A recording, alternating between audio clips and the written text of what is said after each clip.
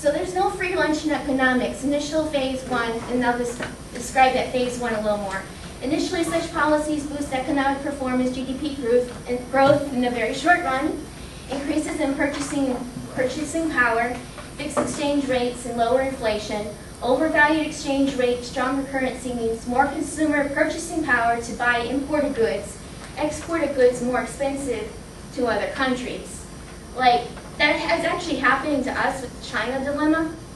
Like, we can buy other countries' goods at a very cheap price, but if we were to try to sell our goods, we're very overpriced in the world market. And that's what happens when you fix exchange rates.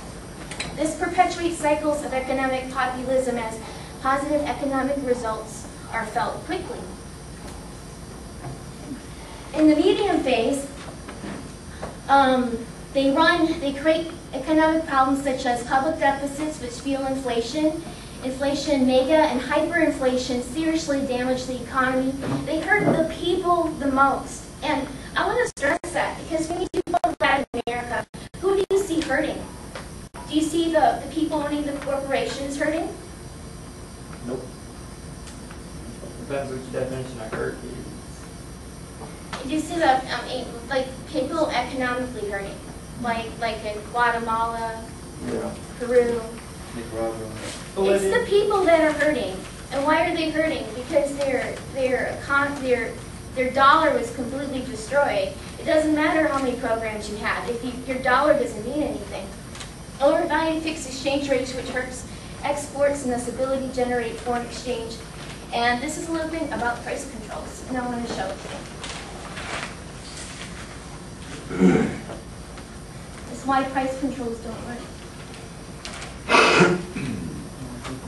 If it's too long, we'll stop it. Just let me know. But it's really interesting.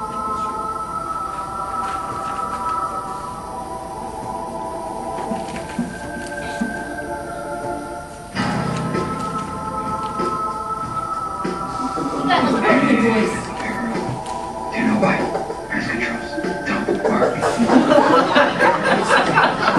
Why not? This sort of thing usually begins when the government starts printing more money. But as the money supply starts increasing, its value starts decreasing. When the value of the money starts dropping, the government may try to enact price controls to remedy the problem. These controls limit how much a business owner can sell his goods and services for. However, these price controls only apply to the U.S. As the value of the dollar decreases, it takes more of them to buy imported goods. With the inability to sell their products at a higher price, business owners become unable to stay in business legally. Price controls destroy our economy, the very existence of which is the exchange of goods and services. In other words, price controls are one of the less desirable things that can happen to the economy.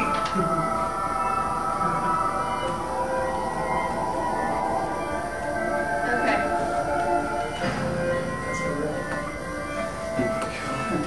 It's like down lights. Kids will watch that as a stone or something. Okay, this is what happens when those price controls take effect. Balance of payments problems, trade deficits, imports exceeding, go ahead. All right. Trade deficits, imports exceeding exports, finance with foreign currency reserves or new loans, but reserves or borrowing capacity inevitably are depleted at some point. And this is the end point. Collapse of fixed exchange rate, inflation begins to accelerate, wages drop, and GDP growth turns negative. And I wanted to point out any similarities in the United States. And I asked my professor this actually, and this was his answer. Yes, but apparently we're too big to fail. If we fail, the world economy fails as well, so other nations have an interest in keeping us going. That's why America is the exception to this roller coaster. Some producing nations like China also have a special interest in keeping the US dollar inflated. That's why they lend the US money. Aren't they keeping their, yen artificially low? Yeah, so they're keeping their yen artificially low, so their goods, they're a producing country. It's in their interest to want to keep their yen low. And it's a joke.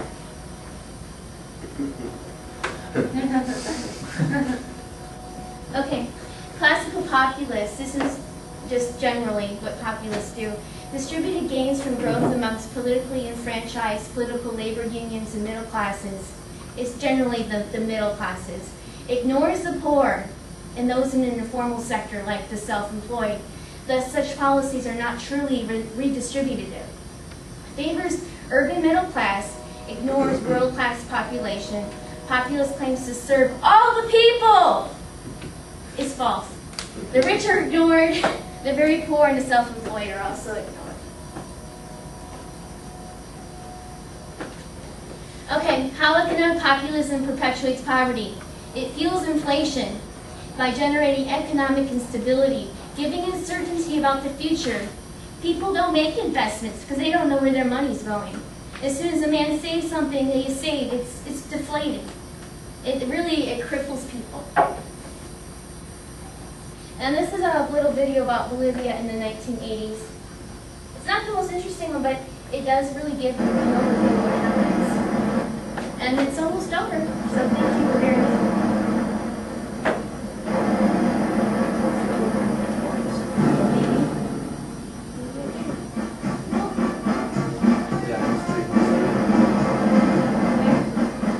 X out this one. See, you got it open file. Here we go.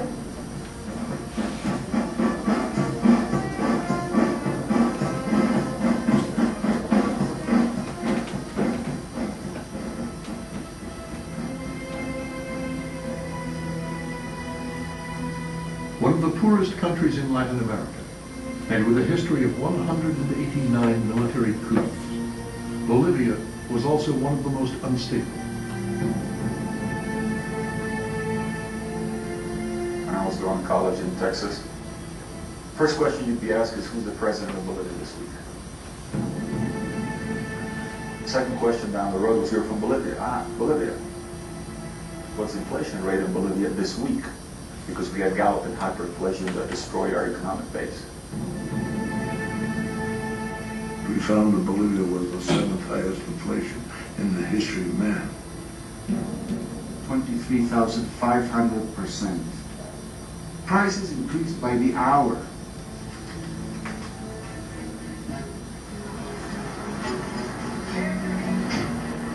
The cost of food and clothes kept increasing. Before it was all over, the total inflation averaged 1% every 10 minutes. 7 out of 10 Bolivians live in poverty. The poor people get hurt even more.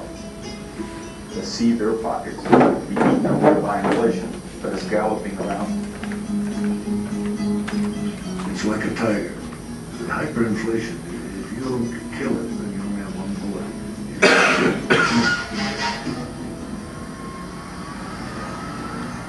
The root of the problem was government finances.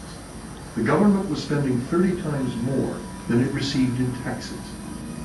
Across the continent, Latin America's uncompetitive economies had been piling up debt. In the 1970s, a massive hike in world oil prices left foreign banks awash with petrodollars. So here were the international banks with billions of dollars and nowhere to earn interest on. They discovered Latin America. We were offered unreasonable amounts of money.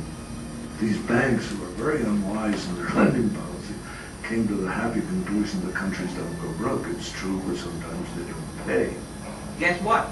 One day these countries could no longer afford to repay their debts.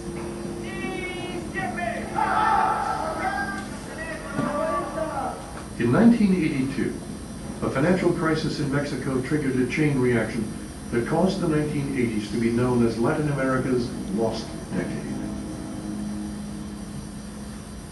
Bolivia was probably the most severe case of how things had gone wrong in Latin America.